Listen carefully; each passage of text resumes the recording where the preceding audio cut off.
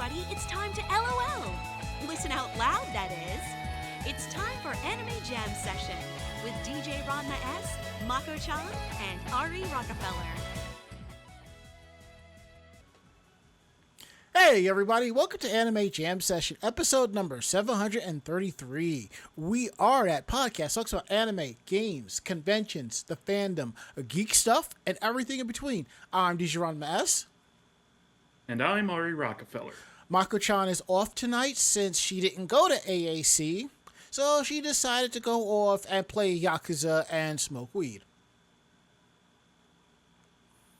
Normal night for her, it sounds like. It kind of sounds like a perfect Friday night for me, honestly, so. Anyway, how you doing, Ari?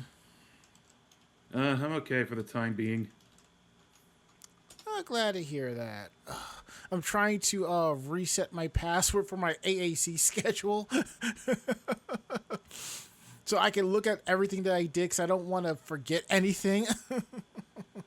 Oh man. We already did that. We're live tonight, week of August 18th, 2026, right here on Twitch TV. We're here live Tuesdays from 9 to 10:30 p.m. Eastern. You can always find us at Twitch TV/Anime Jam Session.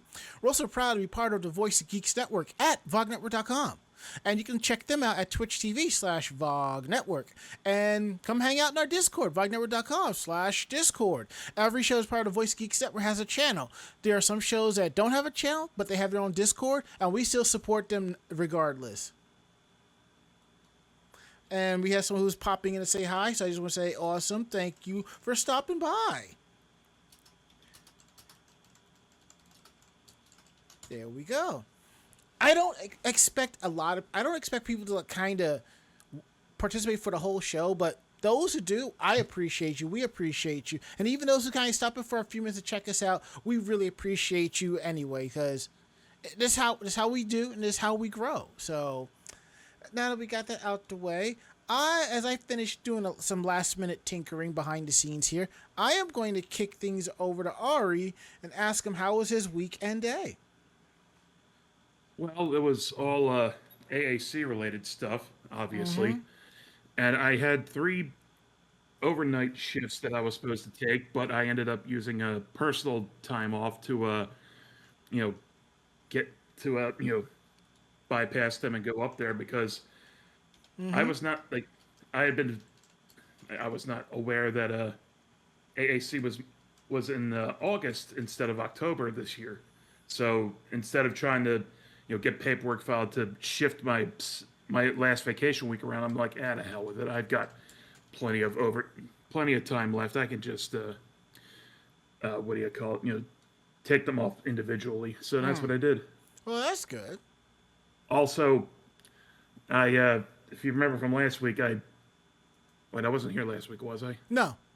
You bounced a little early, which is understandable, Well, oh yeah. I did, trim the beard because I needed to. It was the most expensive shave I've had in a while because it cost me about $50. Well, to clarify why, it's because my electric trimmer completely died on me mid-shave. I have been through 4 shavers myself. One was an electric shaver kit that I left at Anime Boston one year. I didn't realize until after we packed up. I was like, you know what? Fuck it, I'll get another one. Then I got another one, and I've had that for several years until eventually it's like, you know what? It's had better days, so it's retired. And then I got another shaver, and that was great. Until one day I was coming out of the bathroom, and I have a little container with all of my hygiene products in it. And I always sit the shaver on top in its carrying case. The one time I come into my room, I somehow missed my footing. It fell, and it broke. Normally, if it falls, the head will pop off, but it was more than that. So I ended up having to get another one. At least the new one that I have now is USB powered, so I can just plug it into my desktop and just let it charge. Yeah, but this wasn't anything like that. It was just as thick as my beard was, it just went. Uh, and like, wait, what was that? And I turned it off and turned it back on. It was like, and nothing was running. I was like, well, that's the end of this. Well, maybe this. And and for that half of that day, I walked around. Like, I didn't have to go anywhere, thankfully, but I was sat at home with only half of my face, trimmed, Right. which was frigging embarrassing. I mean, I get it. But instead of a trimmer, you should get an actual shaver, That's what it did. Okay. Because myself, I could use a trimmer. I mean, because granted, all electric shavers have that little pop-up for to trim the mustache and beard. But let's be real. Those don't do as good as they say that they do, so. Mm-hmm. Anyways, anything else? I'll be right back. Yeah, go on. No, I gotta use the bathroom. All right, flip your camera off. Perfect. There we go. See, if we have to kind of step off or something like that, I might as well just turn the camera off. No one needs to see you come in and out of the studio or your room or something like that. A little bit of etiquette from Anime Jam Session. So, my weekend day was basically the same, but now as I've mentioned on this show before, I had switched jobs, and the downside to this new job is I have to accrue time off. Honestly, I ain't never heard of such bullshit in an office environment. I can understand in retail you have to accrue your time off. That I get. But when you work in a corporate side of things, in office settings, your time off is like here. And if you don't use it, they're like, here. It adds up, or it's like it resets or whatever. So I'm like, well, even though I'm going to Japan, I'm going to have to eat 2 days of time off. So, as I went in to put in my request for that, I decided to check my accruement because I figured I would have just enough for my trip. And I realized that at the percentage that I'm accruing time off, I could take some time. So, I took one vacation day, and then I took a sick day. Now, what's interesting about the sick day is I do this from time to time. Like, somehow on a day off that I'm going to a convention and I don't have to leave until later in the afternoon, or my squad's not coming to pick me up till the afternoon, I have a morning doctor's appointment. So I just said, you know what? Fuck it. I'll just take a sick day for Thursday and a personal day for Friday. So I am covered. So there is that.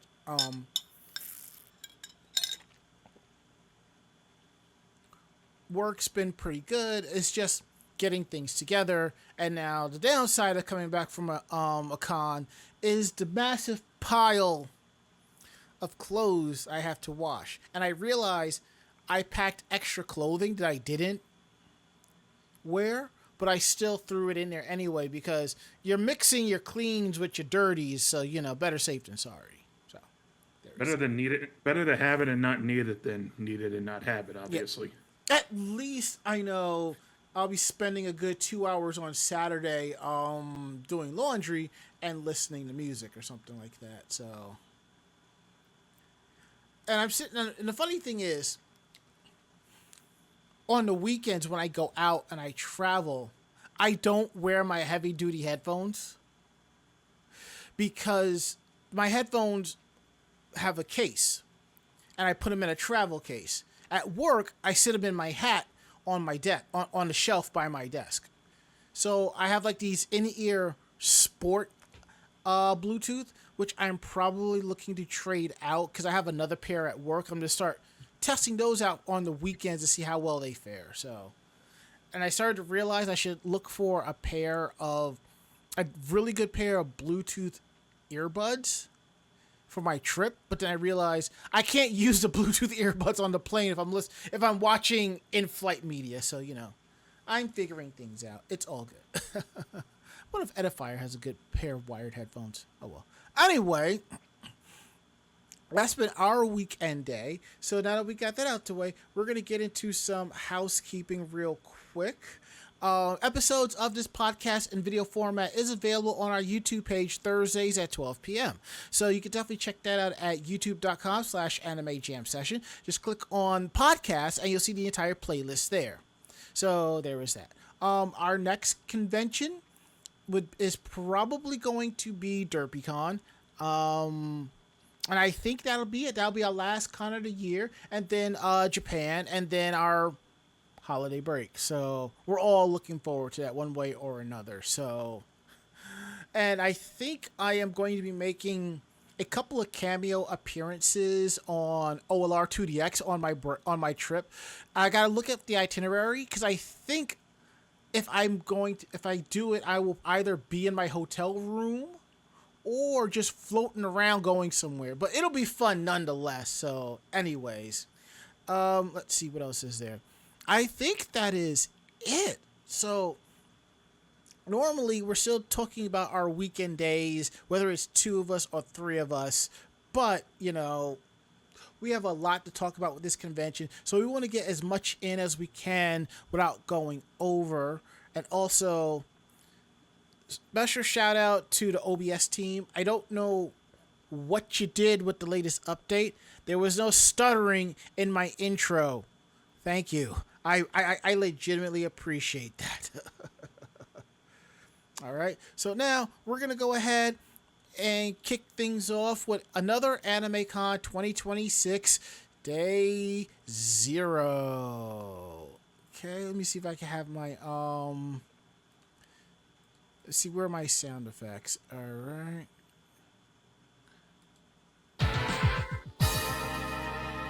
Perfect.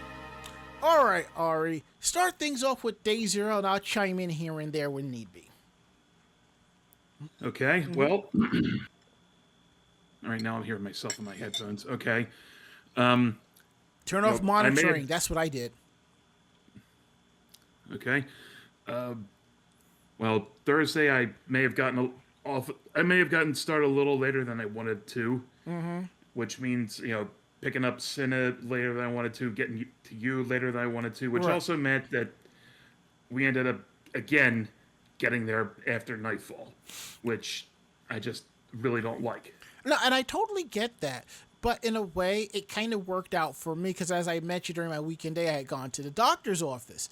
And the goal was to get there early and then get back on time. Now, I could have either taken the bus to the subway and walked a few blocks, or taken 2 buses and walked a few blocks. Because I got up a little bit late and I decided to have breakfast, I didn't get there till like maybe 45 minutes after, and I didn't get back here till about 12-ish or something like that. So in a way, it kind of worked out for me because there was a lot of last minute stuff I had to do in this house before I left, especially dishes. But please continue. And well, the drive up to New Hampshire was a gigantic pain in the ass because it felt like every 10 minutes I was getting a message on the GPS saying that there was a slowdown up ahead due to traffic or something along those lines. I'm just like, ugh. I'm just like, I wish I was driving the Phantom Wedge from GTA 5 and I could just lay on the gas and just plow through everything nonstop, because it was just, it like added at least a good hour or so to the drive up there. And I like a little more time, you know, to decompress after traveling before and I totally get that. Actually going to bed. And I totally get that. I think next year, when you do the drive up, we leave early enough and we find a halfway point, like a park or something like that, and pull over. It kind of take like a 15, 20 minute rest and stretch and stuff, you know? We should throw that in there. Yeah, we do that with whatever, you know, rest area we end up going to. I mean more than that. Like, we shouldn't have to just stop because we got food, but we should just stop just to kind of chill for a bit, you know? Just kind of pull over in a parking rest area and just kind of chill there with some lo-fi for a good half hour, then keep it going. I mean, anyway, the hotel was nice Yes, it for what it was. was worth. You know, didn't have any complaints about that. And that was pretty much it for Thursday. Most of the time spent traveling and just preparing for the next day. Gotcha. I mean, I could basically say the same thing. When I got to the hotel and we settled in, I actually walked around and I noticed a lot of the differences since From the we were last time I there. was there? Yeah, like there was like an area, like a chill area that we would when we go down that we will go sit in. But now that's been kind of secured. That's like the Hilton Executive Lounge now. I think there was a back area that they fixed up that for big screen TV. That was nice. I saw. It looks like they did more than just a fresh coat of paint. I also love the fact that my bank is legitimately across the street, so if there's any issues, I can just run across the street. But yeah. You didn't have any issues, did No, you? no. I think the only time I had an issue was when I was at Kineticon making a purchase, and I got the notification: "Is this the proper purchase?" And I said yes, and let it go through. That's a different. That's fine. I did stop at the bar, and I got myself a drink. I got myself a Midori Sour. And for those of you who don't know, my significant other, her favorite drink is a Midori Sour. So whenever I go out to a bar and if they make it, I will get one, send her a picture of it, and I'll enjoy my drink. Yeah. And I kind of realized this was like the driest we were at this con this past weekend. Yeah, I didn't even think to bring any alcohol with me. Did it feel kind of different to you, or you still enjoyed yourself? I mean, I still enjoyed Yeah. myself, obviously, but there wasn't any reason for me to just. Right. Man, this con sucks. Where's like? Right. I'm just gonna put a crazy straw in the bottle of vodka I brought with me. I mean, gone are the days of like we will go to a convention and show up with boxes of booze. I knew people that would bring kegs of beer. Okay. Yes.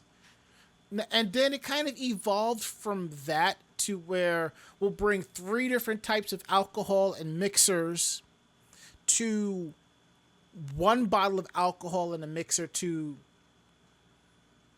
just a case of vodka sodas. Now, I actually wanted to get some minus 196, but we couldn't find any on the way up. But I was like, if I had known that was going to happen, there's like 2 stores by me. I could have gone to and picked up a couple of 4-packs, but it's all good.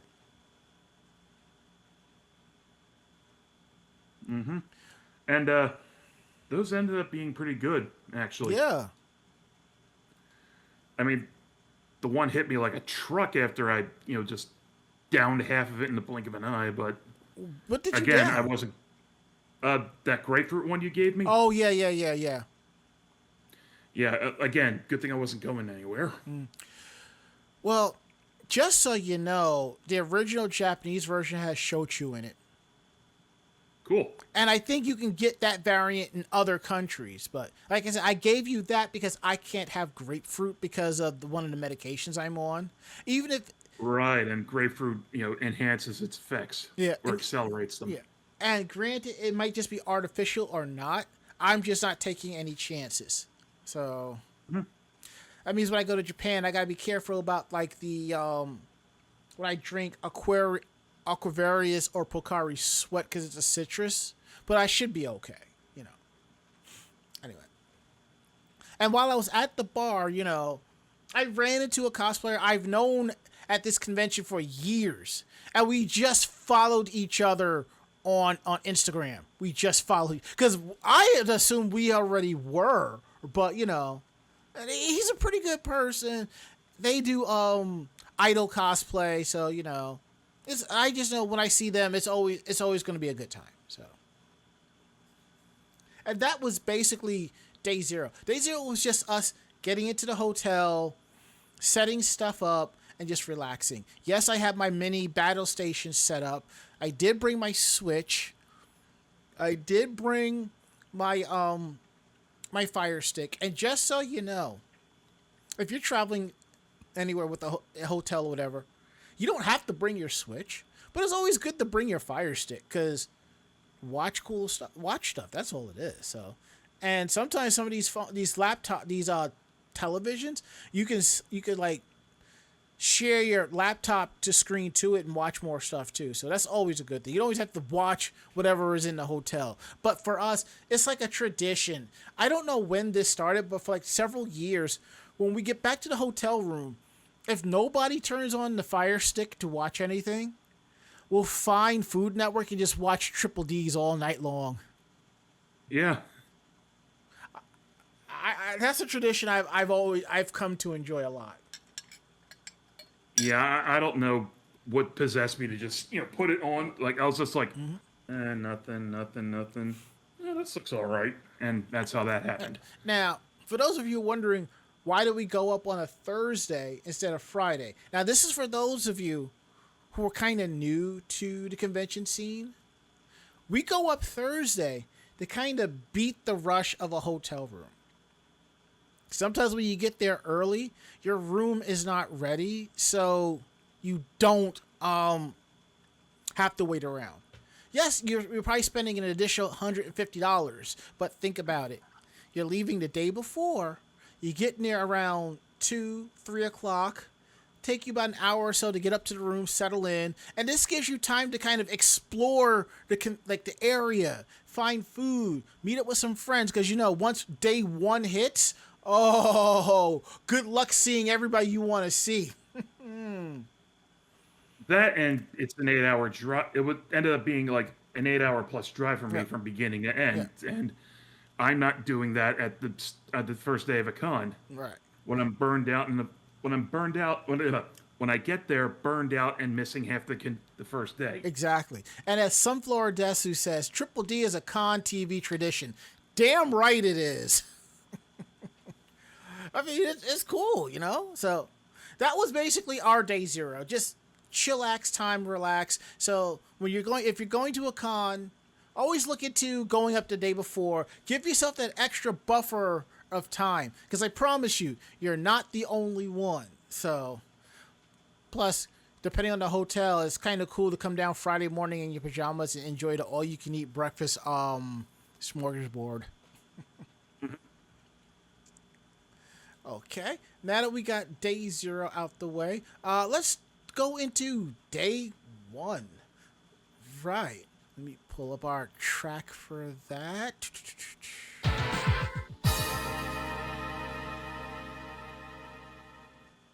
I have to say, I'll let Ari kick things off for day one, but I'm actually impressed at myself at the number of panels that I checked out. Some I sat in from start to finish. Some I stuck around and watched for a while to enjoy myself. So, Ari, how did your Friday go?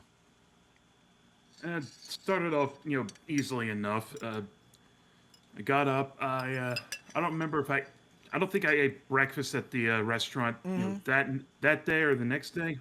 It was probably the next one. But the meds I was on, it really suppresses my appetite, and Right. I was just getting over the nausea from the Wegovy. And the first hang on, I have it on my phone here.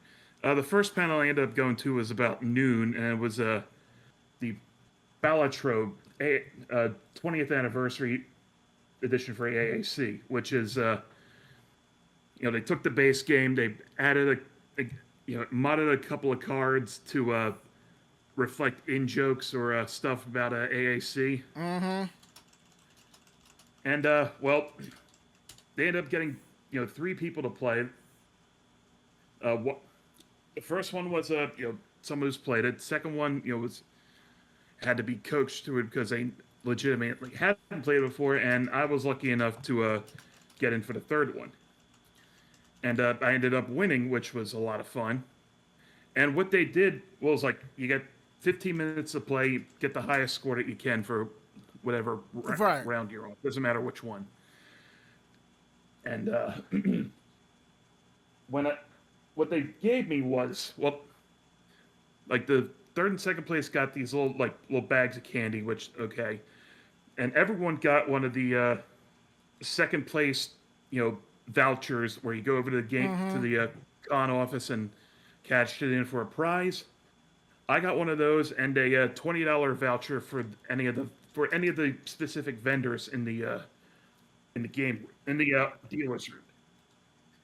The first one I picked was I just saw this and picked it up. It's a figurine and a DVD with the first 4 episodes on it. Oh, Grenadier! I have to say that was a good anime. I watched that back in the day, and what was surprising, I did not know that there was a figure. So my friend Alcrea cosplayed Rosho Nintendo back in the day, and I sent her a picture.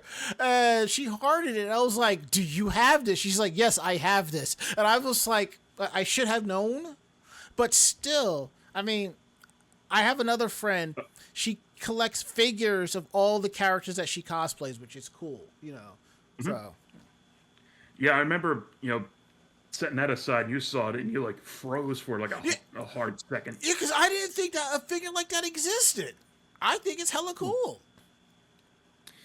And the other thing I did was I spent I ended up spending like $120 altogether, but some of it was for another dice set. Oh yeah, there was a couple of dice dealers there. Yeah, did you check out the Pokemon dice? I did, but they weren't what I was looking for. Okay, like this one's kind of like red, like white with red accents on it. And it's a little hard to see with the light in here. And the other one was a big squishy D20, which I'll show off in a second. Sounds like a bit of a stress ball of sorts. That's kind of cool.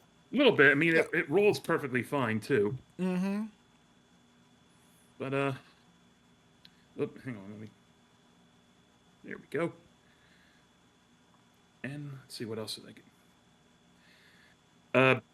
What you saw me in earlier was one of the arts and crafts things, which was masquerade masks. Which was, you got one of these little masks and you have a bunch of different rhinestones and like paint markers and hot glue you can do to put things together. Pretty cool. Yeah, the first one of these I tried on, the little string started, straining immediately. So I ended up, just pulling that off, and I asked one of the people there, "Hey, do you have like a pencil or something I can use for this?" And after a little bit of searching, she comes back and hands me this little stick that it's on. I'm like, "Oh wow, that's even better, thanks." That's cool. And that's how I came up with this. Nice. I like that. Yeah, it's not bad for like 20 minutes of work. Like the whole thing the whole panel lasted for about an hour or so.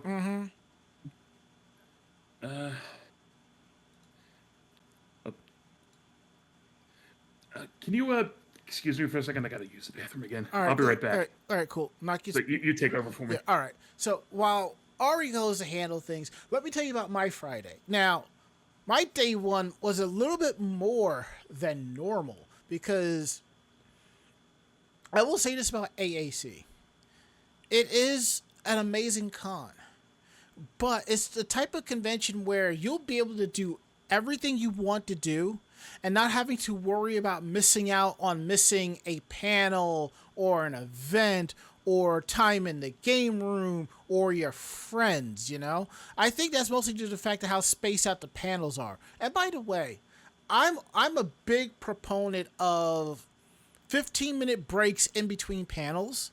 It gives people time to kind of shuffle out, reset the room, and do stuff, instead of back to back to back to back, All right. So I'm going to pull up my schedule.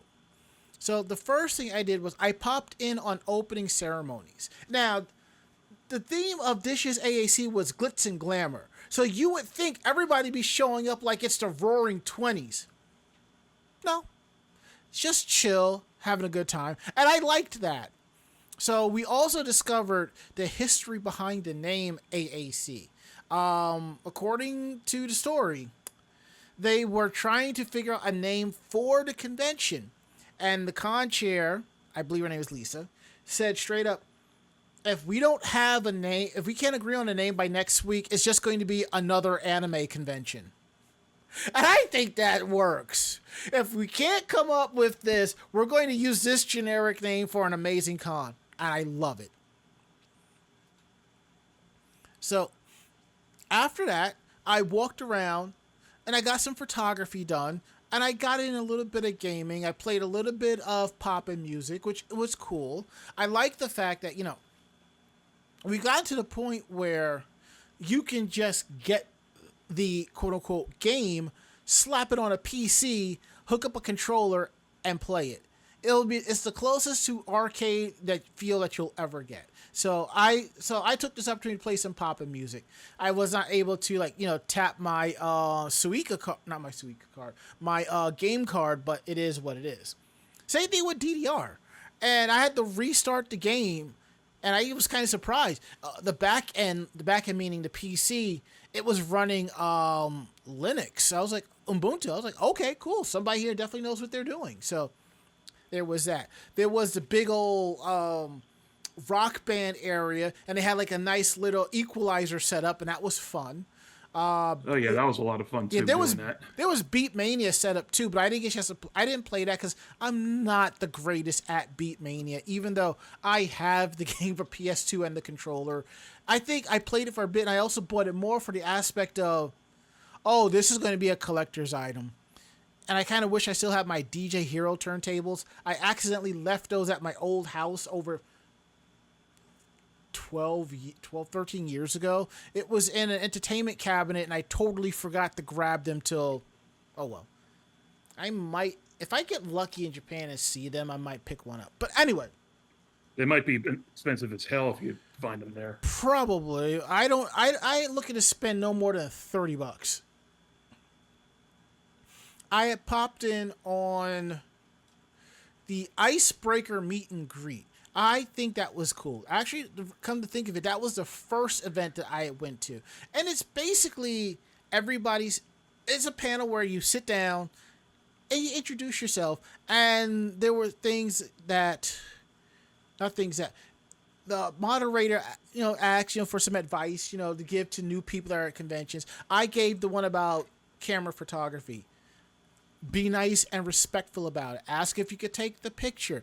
Ask if you can get their email address to send them the picture. If they say no, it's cool. There was a Winry cosplayer I saw, and she says, no, thank you. Can you come back later? I'm not going anywhere. I was like, yeah, sure, no problem. I did catch her later in the day because I got sidetracked, and there was another cosplayer. She was like, no, thank you. I was like, okay, cool. You enjoy the con, Sometimes they will come back and see me like, oh, I'm ready. All right, that's not a problem, That's all good. I had a cosplay group of like amazing digital circus, players. Hit me back, later on the first day because, I saw them at registration and she said, like, oh no, I can't. Like my prop head got damaged. I'm like, right. Oh no. Because it looked so nice too, but several hours later she got it fixed, and I got a picture of him. That's cool. Awesome. Speaking of which, the cosplay SOS or whatever it is, that one lady with the sewing machine who like helps with cosplay repairs and stuff. Yes. I asked her if she could fix the pockets on my vest because they had gotten ripped, as in like. Part of them those like got caught on something that was the end of them, and that was why they were just like hanging off my side for the longest time. Gotcha. Okay. And she fixed them up, real quick. I'm like, oh wow, that was really nice. This is before I was doing the masquerade arts and crafts, and okay. And as I stood up, got it back on to like see how it fit. Like I reached for I got my wallet out, and she just stops me and goes, "No, I'm not taking any money for this." I'm like, huh? What? It's like, no, I'm just doing this for the love of for the love of the craft. I'm like, there isn't like a tip jar or anything around. I'm like, no, really, it's fine. I'm like, okay. I mean, I get her motivation, but I still feel like an ingrate. You know what I mean? Yeah, I totally get that. I feel the same way with photography when I'm doing photo shoots because some people want to pay me. I'm like, no, my real job pays me to be here. I don't want your money. Keep your money to eat, to drink, to buy merch.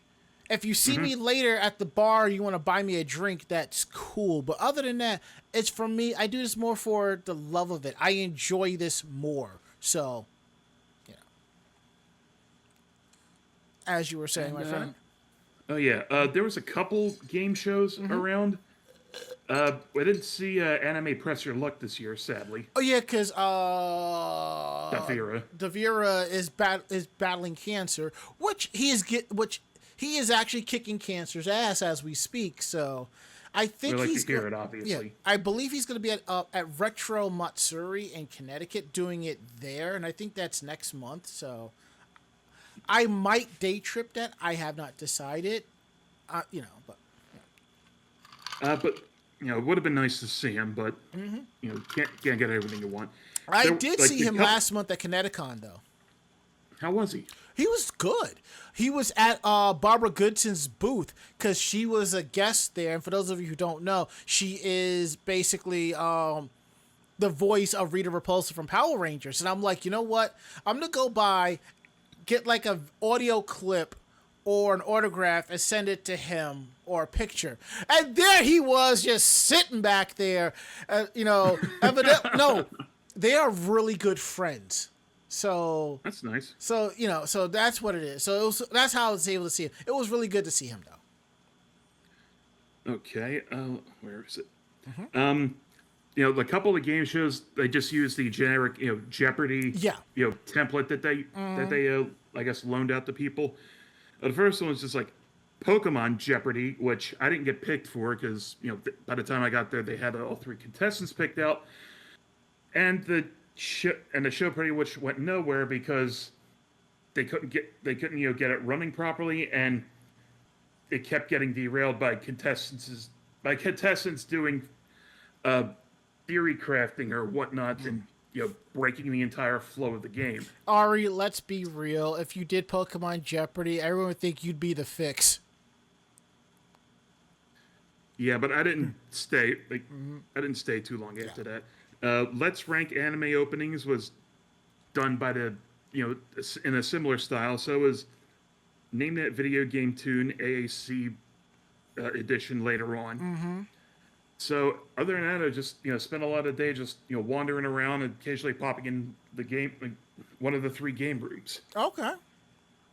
You know, there was also a board game room up in the top steps, up in the second floor. Did you check that out?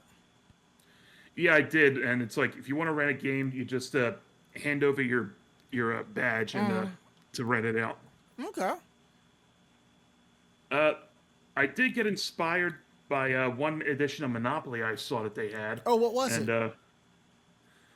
It was just like black. It was just like the neon, you know, like cyberpunk, you know, colored looking thing, and I ended up, you know, looking for it on eBay. Let's see if I can bring up the listing. Okay.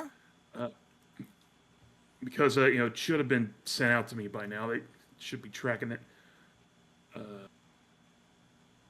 Oh, god damn it. I'll show you the listing later.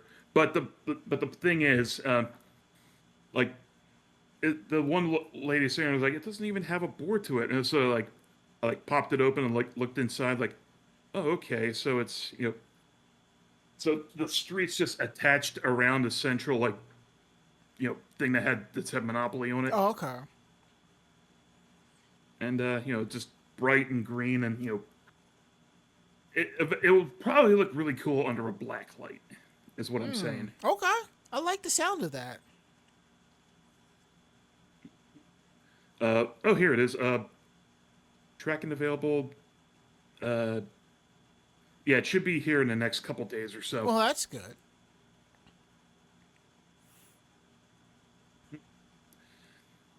So yeah, that's how day one went for me. All right, cool.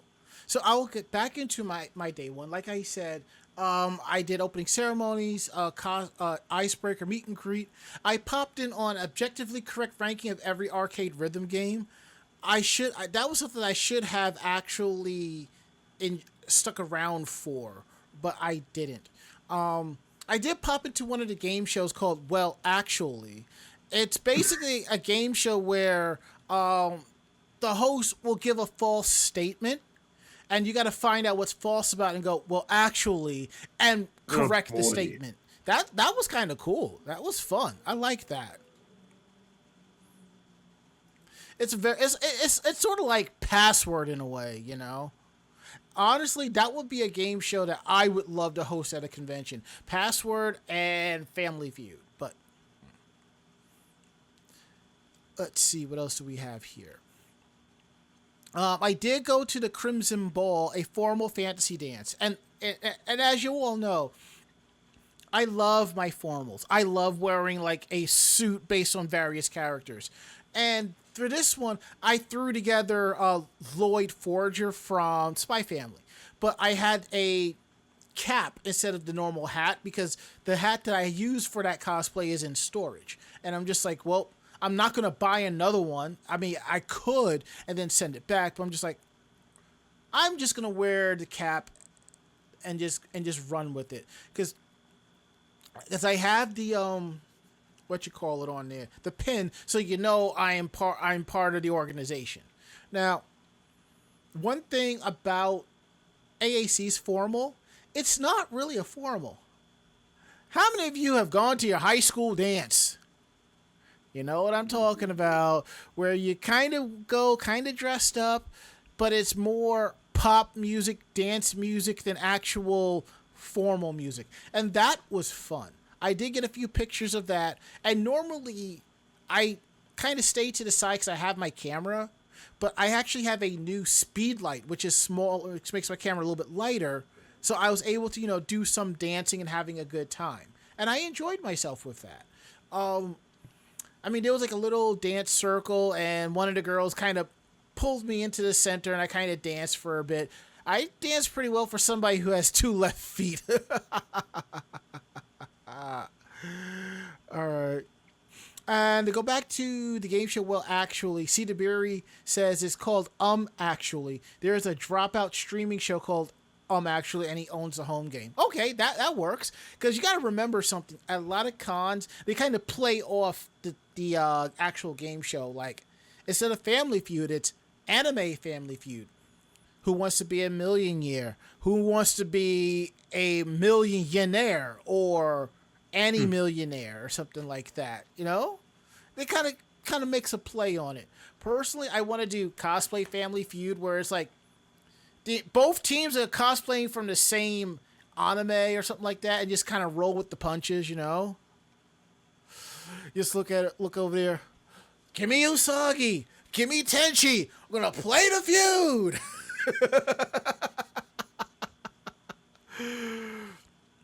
But I do wonder like where they get the questions for that, because I know there are some people who do the game shows. They actually put up quizzes, Q&As for people to answer and stuff like that. And I know for some they kind of look it up online and just find it that way, which is, it works either way. Match game would be pretty outlandish. That would be like, I would save that for late night. 18 plus anime match game. Oh my lord.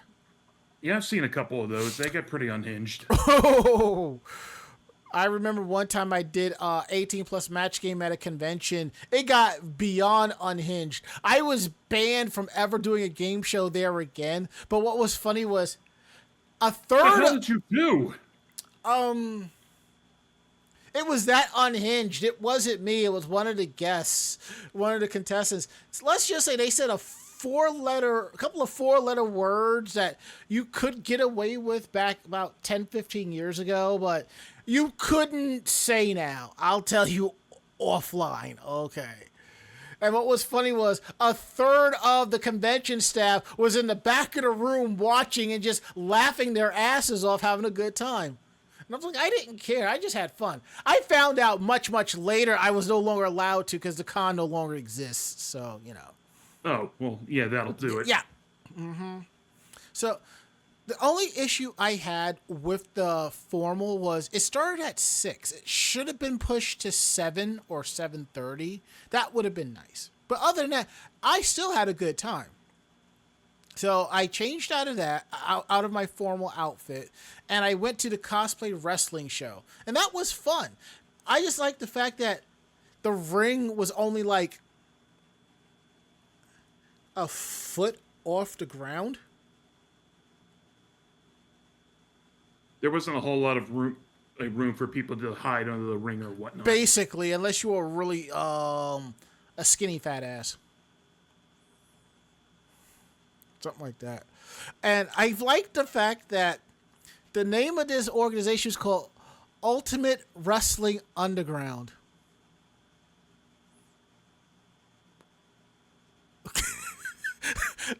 From the expression on Ari's face, I think he figured out the initials. But to be fair, that is the initials is part of the logo of the wrestling group. Okay, I have posted a picture on my personal Facebook. Jeez. The first match was a tag match of Mario and Luigi versus Wario and Waluigi, and that was fun. Till Waluigi threw a bomb into the ring. Was it like the first Mario movie where everyone started screaming, clearing out and saying, "He's got a bomb"? They was doing more like hot potato with it. Oh.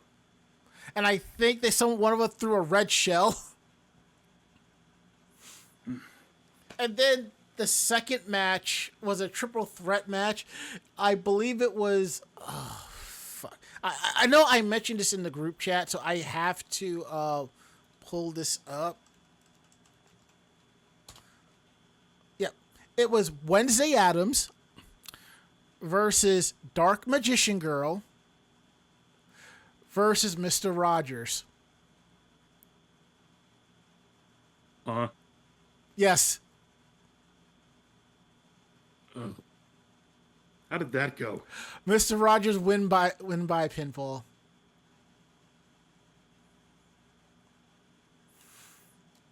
Unbelievable. Yeah, that was fun, and I believe Dax from Amazing Digital Circus was like the Uwu champion or something like that. I think they was fighting against Bakugo, so that was a good match. I kind of left going back and forth, but I thought it was great. That was something I probably would have recorded if I thought about it, but I did get a few pictures of that, and that was fun. I enjoyed that. And that was basically my Friday. Now, what's interesting is the bar that was outside was not there previously, if I'm not mistaken. But I like the fact that it was there. And hopefully next year the bar will be open for adult beverages, because one thing about AAC, back when it was in Chelmsford, Massachusetts, the way the hotel was laid out, all the way in the back of the hotel where the panel conference rooms are, after like Friday night and Saturday night, that's where they have the 18 plus panels, and there's like a little mini bar there. So I think it's kind of cool that you have to go all the way in the back area for the 18 plus panels. So that was my Friday, and I thought it was fun. I truly enjoyed myself. I did run around as a variant of Wakana Gojo for my Dress Up Darling. It's where he wears the blue Samue suit outfit, but the difference was I didn't have on the socks and the geta. I just wore my normal sneakers. I didn't have the headband on. I just wore my normal Luigi bucket hat. So, because I think that's become sort of like my go-to now at conventions for casual, because wearing that just is so comfortable. I'm going to end up getting another one. So I think there's a summer one that I saw that was reasonably priced. Should pull the trigger on that one soon. So anyway, now we will get into day 2. All right. So, went back too far. There we go. All right, Ari, tell us all about your day 2. Okay. Okay, yeah, this was the day I actually decided to try out the breakfast they have there. Okay. And that ended up being, $20, but I had to leave a tip, but that was fine. And, I mean, it was, serviceable, nothing, too spectacular. Right. And I only ended up, getting, going up there once because, my medicine was, still playing tricks on me. And right.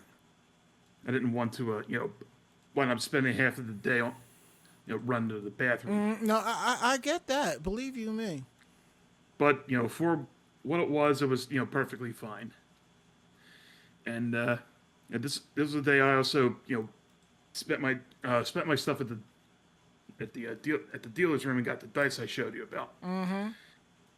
10 a.m. was the 100,000 berry pyramid game. Ooh. Which is just the old pyramid show, but anime and otaku themed stuff. And I don't know if it was because it was so early or because people didn't know what the game show format was about. But these people could not buy a hint. Like they'll get caught up on like the simplest stuff, Like you remember the pyramid series, right? Yes, I do. Like for like every every question in the first round is like you get up to 7 points for it, and some of them are only getting like 1 or 2. One team got 5, and we're all just going nuts for them. I didn't stay too long for about it. Like I say, like halfway through, I'm like, are they trying to kill me with secondhand cringe? What the hell? It's like that at some conventions if you think about it.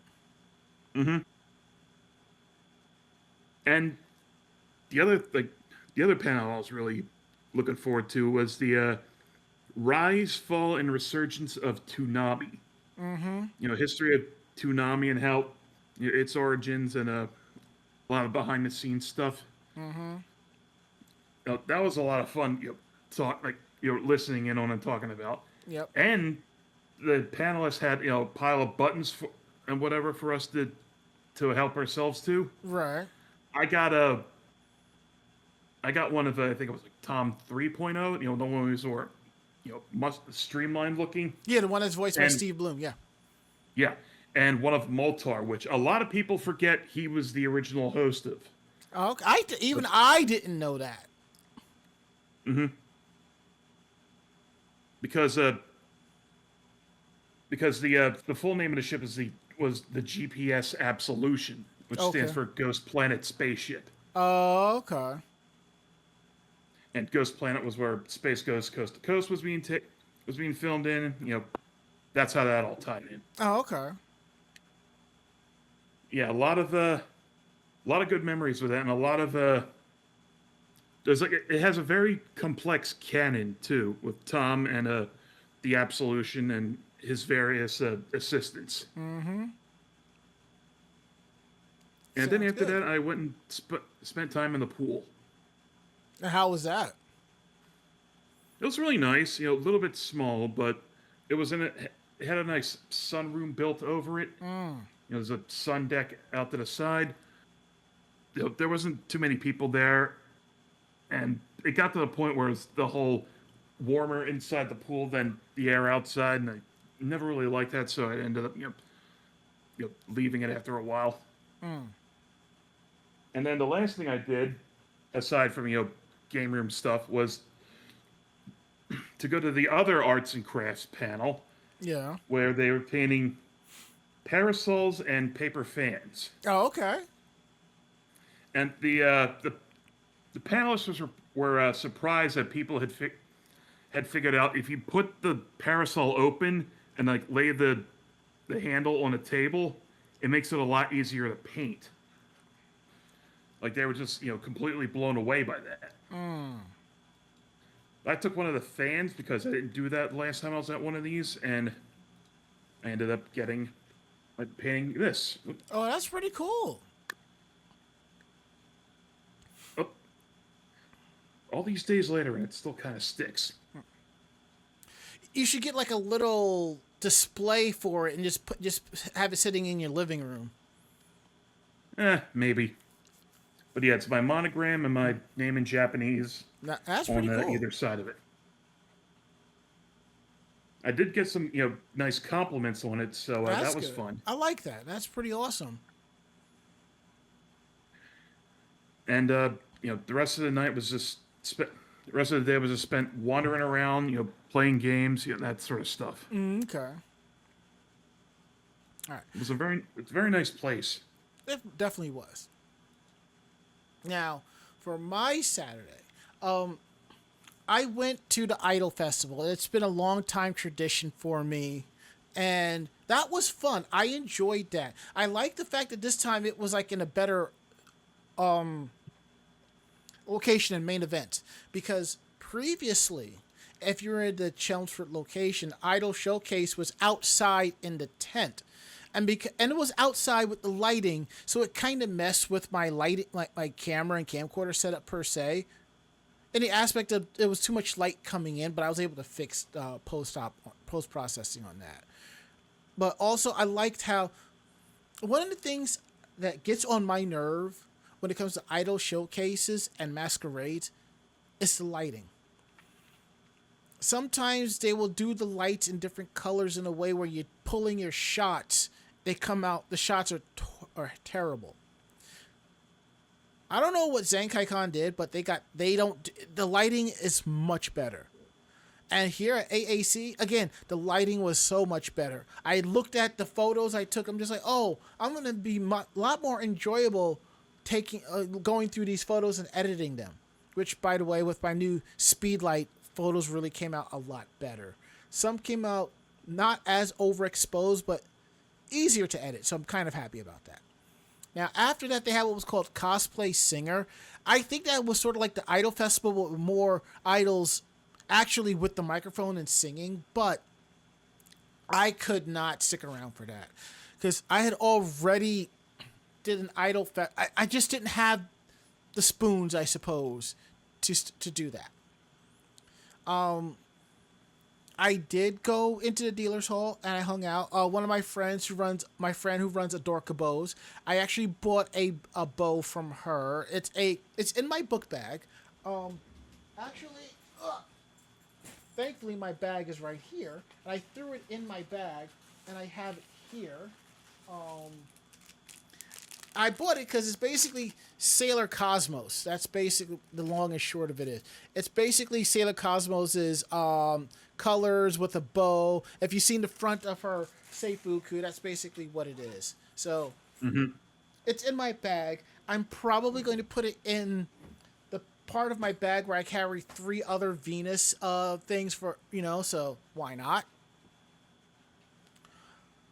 I saw like 2 figures that I was interested in, but I waited because not just Japan, but also I might be able to find it a little bit cheaper online. But it's the same price, so I'm like, it's okay. One was a Marin Kitagawa figure of her as Shizuku-tan. Another one was like a nicely articulated Mai Sakurajima figure, which if I find it in Japan, I'll pick it up. If not, I'm not worrying about it. But I bought mostly prints. I have like this large print I bought from Monica Flatley. I have it right here. It's basic. For those of you who don't know, Monica Flatley is the dubbed voice of Anne Shirley in the anime Anne Shirley. And it's a print of Anne Shirley and right by the window staring outward with a personalized autograph to me, And we were talking, and I was telling her how much I really enjoyed her work on it because I'm part of that Gen X generation that grew up watching Anne of Green Gables on PBS. Now, here's something interesting. She saw that I had a media badge, and she's like, "Oh, since you're media, I'll give you a discount on your print." And I was like, "No, I don't need that." Here's the thing. I have friends who run small businesses. I have friends who are voice actors. There are times I may come to them for help or assistance with something or a favor, but I always give back by buying autographs from them, prints, or merch from them. And a lot of times they will like, "Oh, give you a discount." I don't want the discount. Give that discount to somebody else. And if you're going to give me a discount, I'm going to slap a massive tip on top of the purchase. That's just me. I don't need like a discount from somebody who's running a small business.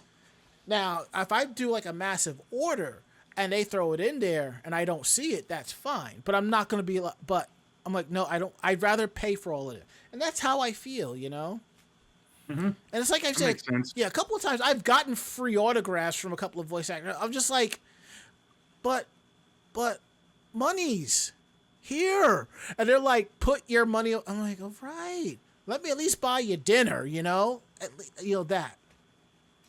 I also picked up some other prints from.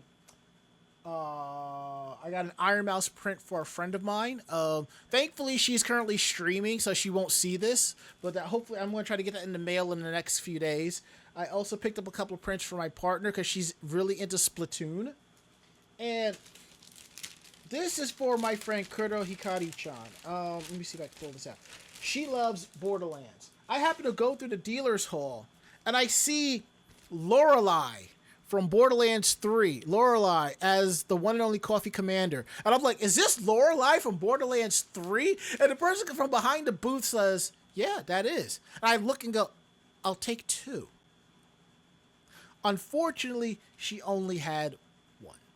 But what's cool is it was a display piece, and it was autographed by Siren Strange, who is also the voice of Lorelei in Borderlands 3, and also Paladin Mike in Tiny Tina's Wonderlands. And if you look at Lorelei's socks and Paladin Mike's colors, then you already know.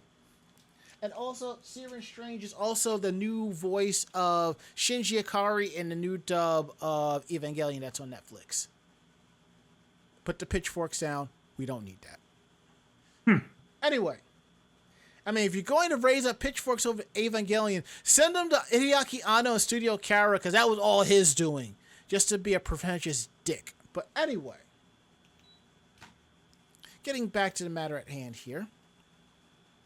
I went to the voice actor Q&A panel, I was kind of surprised. It was so later in the day. Usually cons have that panel around earlier in the afternoon. And we asked a few questions, and we got some answers, and it was pretty fun. And I enjoyed that. That's something that we have recorded. And I did stick around for the Masquerade. The Masquerade this year was fun. It was great. There was a nice blend of skits. There was like less than 20 skits, a few walk-ons. It was I actually enjoyed myself. Here's my thing. Masquerade doesn't need no more than 20 performances and like 20 or so walk-ons, give or take. That's all. Now, one of the things that usually happens at Masquerades is like when they start setting up and start seating, they'll start playing music, and if you know the song, people will start singing and so forth. That was part of the halftime show where everybody was singing. There was a conga line going. It was great. Unfortunately, where I had to position my camera because AAC had like a nice setup to record the Masquerade, quote unquote record. You know how it is. Like you go to a concert, their camera's set up, so if you can't see the stage, you can look at the big screen and see what's going on. And that was that setup was. But I had to make sure that my setup was put in a way where I would not interfere with their other setup. So for the most part, I could not get to my camcorder. But given how big they set up the main events hall, it was kind of roomy. I could have gotten up, but I'm like, you know what? I'm just going to leave it as is. Now, normally what AAC does, they will have all of the anime skits and performances first, and then they will do the non-anime. They call it mixed media category. They didn't do that. It was just all put together, and I'm okay with that. Now, I do know that some conventions where if it's an anime con, the Masquerade is strictly anime, manga, or Japanese video games and stuff like that. Other conventions, not so much, but enjoy and have at it. And as I said to the cosplay coordinator while I was hanging out outside with a few other people, it was a really good Masquerade, and I enjoyed myself. Now, before we get into Sunday, I gotta share something with y'all. I got badge checked on Saturday. Now, you're probably wondering, why did I get badge checked? Was it because somebody said something about me? Was somebody pointing a finger at me? Not necessarily. For the last couple of years, I, DJ Ranma, have been mistaken for another person that goes to AAC, who goes by the monkier Blackstone V1, aka DL. A lot of people thought I was him, which I can kind of understand because Thursday night I was wearing an E1 shirt, which is his trademark. But we are not the same person. I jokingly said next year we should do the Mario Brothers just because.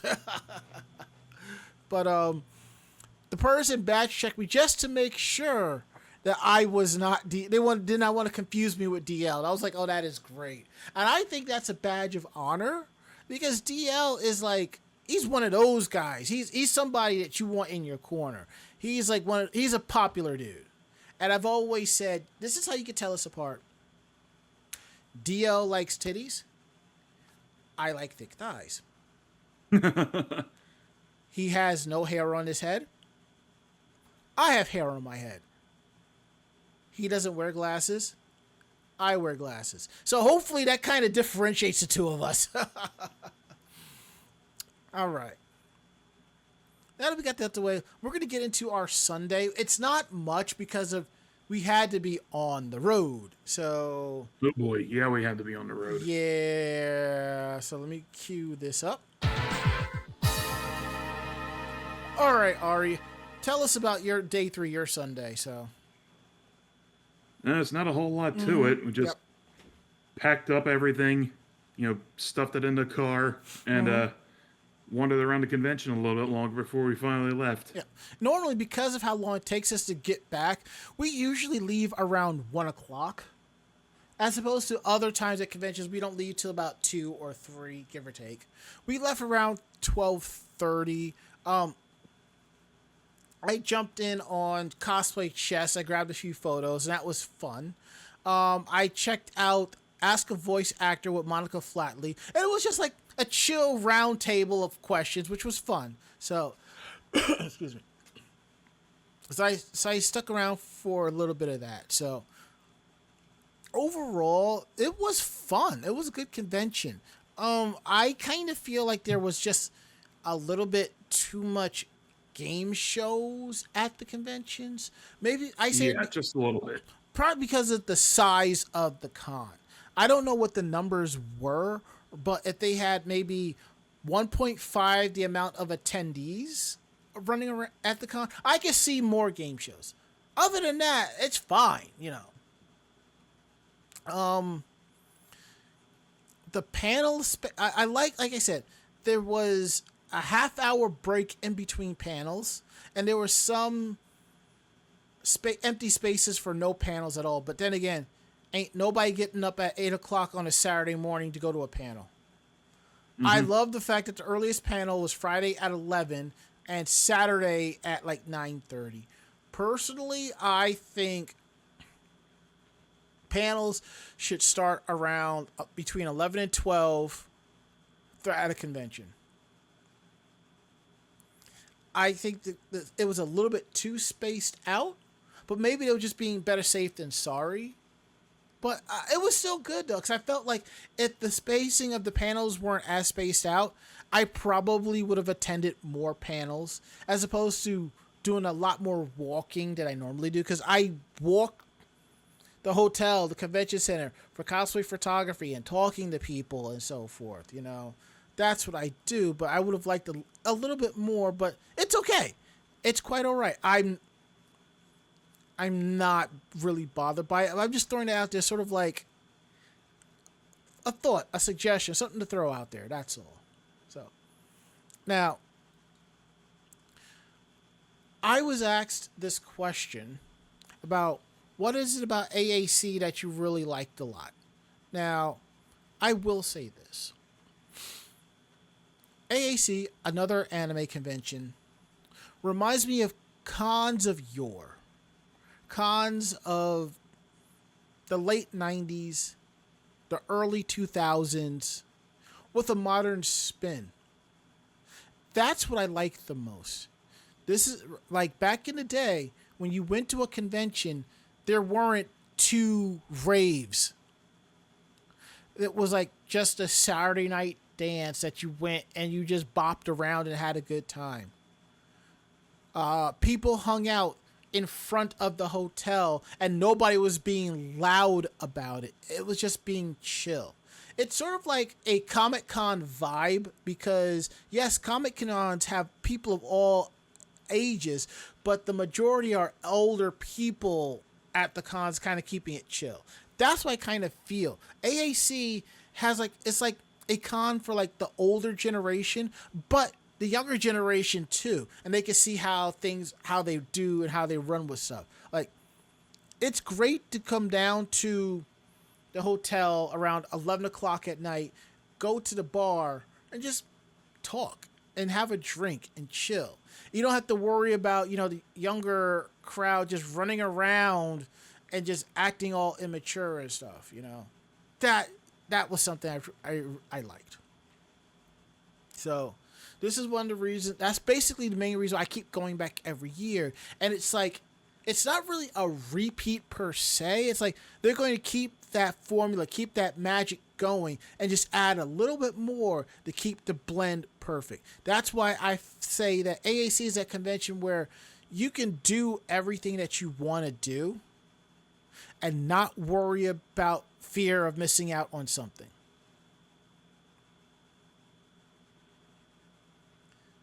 What's your thoughts on AAC this year? I like going up to it. It was nice to look. It was good to look forward to it, and seeing the old place was nice and fun. Mm-hmm. And it felt good being up there. All right. And as always, we will have 2 con reports. One will be on AnimeJamSession.com, and we'll have another one on VOG Network coming soon. I have a con report that Ari wrote that's going up this week if I actually remember to, because I actually have time. I can do that. Yes, that's going to happen. So overall, AAC was a great convention, and I went and picked up a commemorative 20th anniversary pin. So, and it's their mascot, which is an octopus. And I wonder if it's related to Octavia, which is Zenkai Con's mascot. It's kind of cool. Maybe they're distant cousins.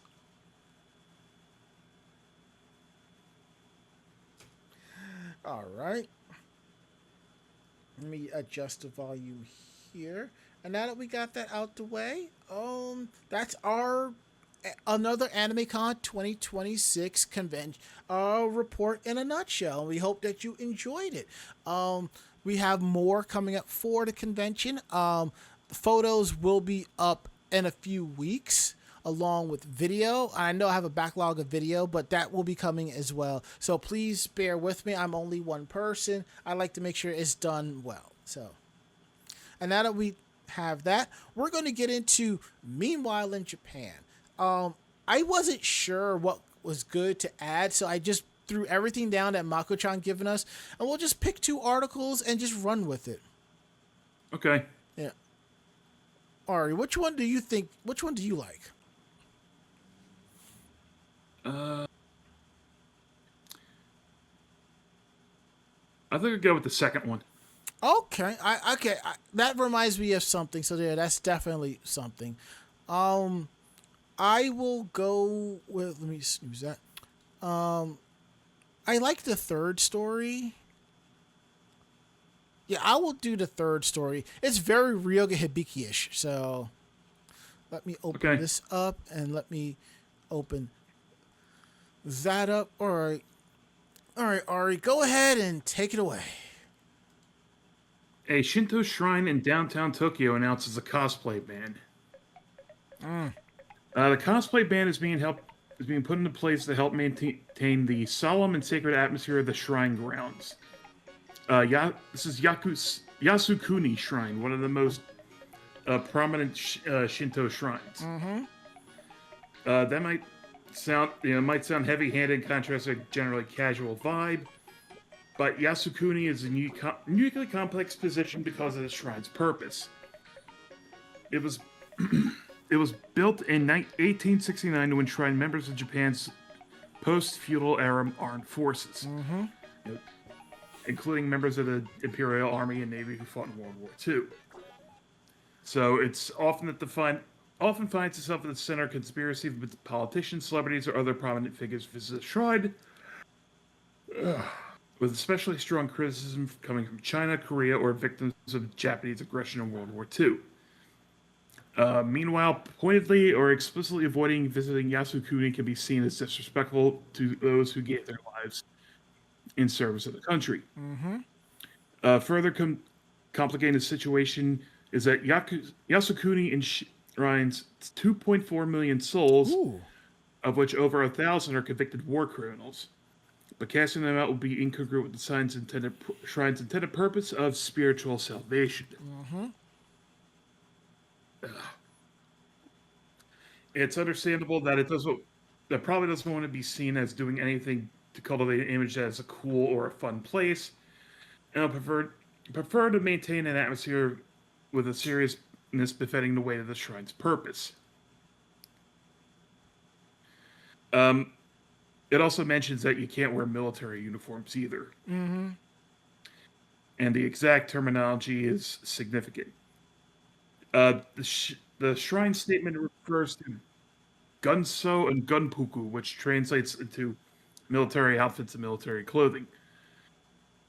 But the Japanese self-defense forces do not use either word to refer to their official attire of JSDF personnel, and instead use seifuku, which is a uniform, with no military-related linguistic connotation. As a result, gunso and gunpuku usually evoke the thoughts of Japanese military uniforms from before the JSDF's founding. So it does not prohibit JSDFers from visiting the shrine in dress uniform. But the Gunsu Gunpuku band does provide some visiting while dressed with Imperial Japanese Army and Navy uniform. And it will apply to both cosplayers trying to exploit a loophole by trying to argue the uniform is not a costume, as well as far right-wingers trying to use the shrine as a stage to trumpet the nostalgia for Japan's aggressively militaristic past.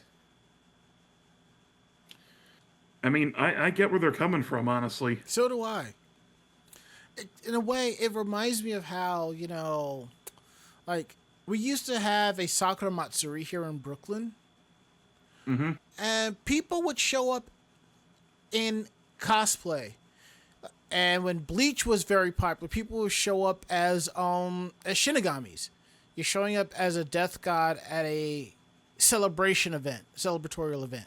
It's one thing if the character has like a kimono or a yukata that they wear in the series or artwork. It's another thing when you're showing up like in their normal cosplay outfit. I mean, I guess I'm kind of guilty of that because I did go to Sakura Matsuri one year dressed as Ranma Saotome, but since he wears like a Chinese top and pants, to me that seems something you could wear to a Sakura Matsuri anyway. So, and now at the time they started having cosplay contests, whatever. You can't convince them otherwise. So that's why I agree with this shrine with this band.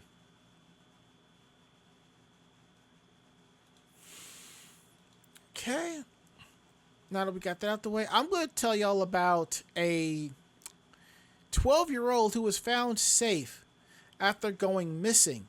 She decided to visit the sites for the anime that she liked. And you know something? In a way, I don't blame her,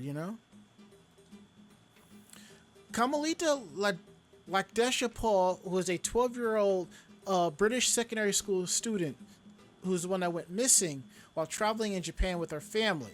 She was found safe after being at an internet cafe while visiting anime-related locations around Yokohama. She was staying with her family at an Airbnb in Tokyo's Oda Ward. Now, after arriving in Japan for sightseeing, she was reported missing by her mother before 9:30 on August 13th. The family awoke an hour earlier and realized she was gone.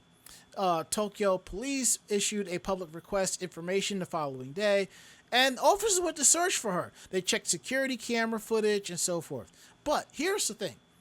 Now, if anything happens in Japan, like if you go and you lose something, with the security cameras and the many kobans, it's not hard to find what you lost or what was taken and so forth. Now, because of the cameras that they have and surveillance footage, they were able to find her, which is a good thing. They traced her whereabouts to the Yokohama station, which is in Kanagawa Prefecture, and okay. Like I said, they found her, but Tokyo police was able to find her in Yokohama, but then, boom. Couldn't do anything after that. But she only had like a few thousand yen with her, which is less than $100. If it's a few thousand, probably like $30, $40. And she didn't have her passport with her. So, 2 days later, she walks back into a police box in Yokohama by herself, unharmed, and told officers that she began to miss her parents. The police say that she went to visit anime pilgrimage sites, which pilgrimage sites is what is the term that's used to describe real-world locations associated with an anime or manga. I did a pilgrimage to Narima for Ranma 1/2. I plan to do one Minato for Sailor Moon, which is kind of cool. And while she was doing this pilgrimage, she stayed at an internet cafe. Police didn't say how long she stayed there, but the story raises the question how a 12-year-old was able to. Entry for people under 18 is generally permitted during daytime hours, but there are late-night restrictions for minors, even those accompanied by a parent or guardian, so it's not sure how long she stayed there and under those conditions. Police have not revealed any details, except to say they do not believe any crime occurred. Additional details about her movements were provided by Tsunehiro Maeda, a former prosecutor, in an online statement.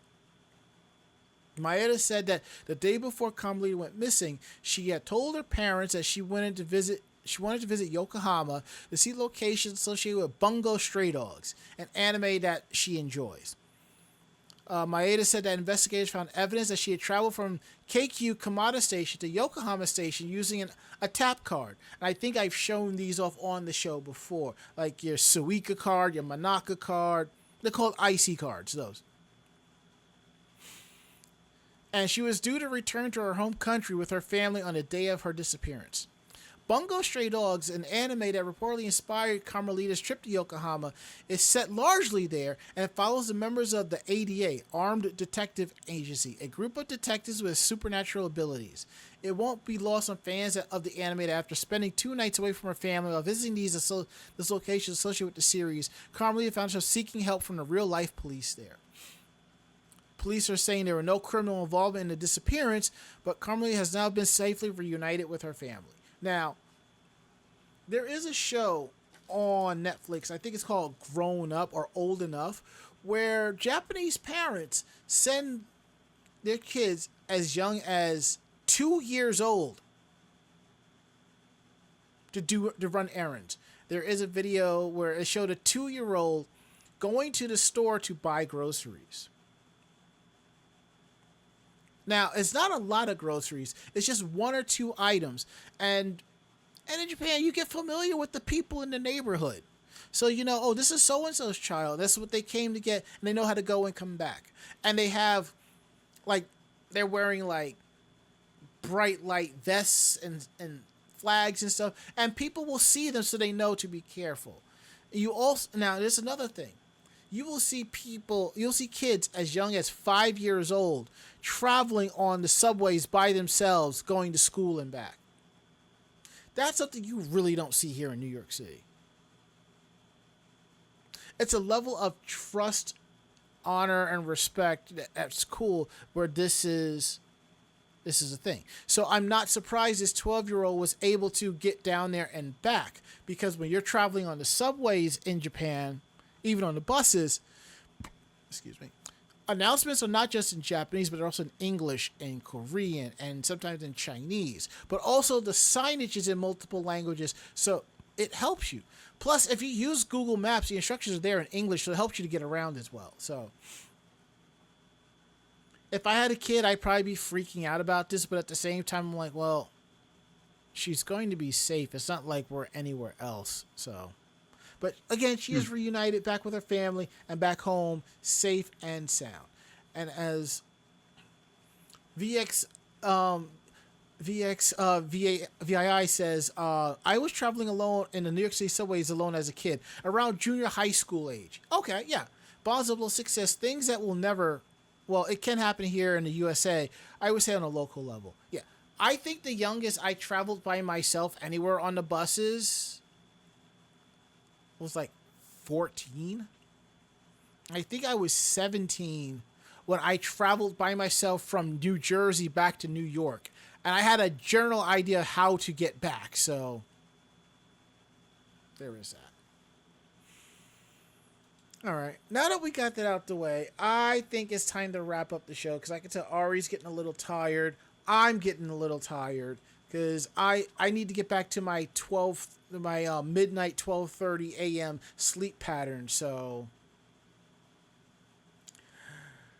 works for me. Yep. Oh, wait. CW says, I ran away to a local 7-Eleven when I was 4, but I got lost on my way back. I did make it back eventually. Well, that's good. All right. Let's get this going. Well, if you like tonight's show, let us know. We're here to know what you like and what you think. We are independent bloggers, independent podcasters. What we like and don't like, we're going to tell you straight up. And we really hope that you enjoyed our review of AAC. And we hope that you look forward to our reviews of other conventions and checking out prior reviews of cons as well. So if you have any questions about our show or what we do, drop us a line at podcast@animejamsession.com. Again, that is podcast@animejamsession.com. And we're here to believe you. Please visit our website at animejamsession.com, where you'll not just find our weekly podcast, you will find cosplay interviews, cosplay tips, editorials, anime reviews, our convention report, other cool stuff, external links to cosplay and convention reports and photos as well. And I know a couple of our podcasts have been pulled from Spotify. I may be putting up a local link to that, but anyway, we ask that you check us out at animejamsession.com. Thank you so very much. And if you do like the show and you're listening from our site, please subscribe to the podcast. We are available anywhere where podcasts are available. And those of you who follow us on our social media, thank you so much for supporting us there. But if you haven't, we ask that you do. You can find us on YouTube, Twitter, Facebook, and Blue Sky as Anime Jam Session or animejamsession.com. And to everybody that follows us on our socials, thank you so much for the love and support. We really appreciate that. Down below, if you're still participating with us, are direct links to our stream elements, our Streamlabs, our Ko-Fi, if you want to throw us a few dollars if you like the show. If not, you can always cheer us on with bits. You can also sub to the channel and give out gift subs as well. We really appreciate all of that. So now we're going to go around the room. Last words, Ari. So the people I bought the dice from were called Normal Human. Ooh, that's nice. See? Mm-hmm. My last words. I see a nice amount of sleep in my future. Well, that is it. End of list. We'll be back next week with a brand new episode. Mako-chan will be back with some great stories, and we're going to have a good time. So thank you so much for sticking by and participating with us. We're going to get up on out of here. So I'm Ranma. And I'm Ari. Great fight. Great night. See you next week. Good night, everybody. Say goodnight, Ari. Good night, Ari. And I'll say it too. Good night, Ranma. Take care, y'all. We'll see you all next week.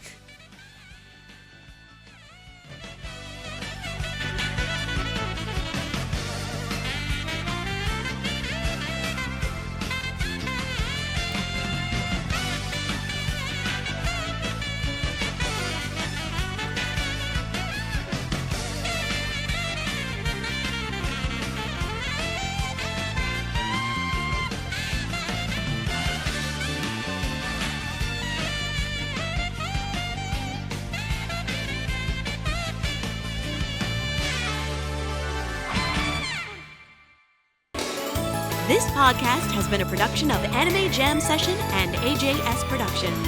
No fanboys and fangirls were hurt, maimed, shot, electrocuted, or pistol whipped in this episode.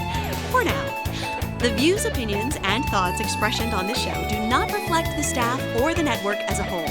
But we're still right, damn it. For transcripts of this episode, start typing. Check us out at animejamsession.com and vognetwork.com for more information about us and other programming. Jamatane!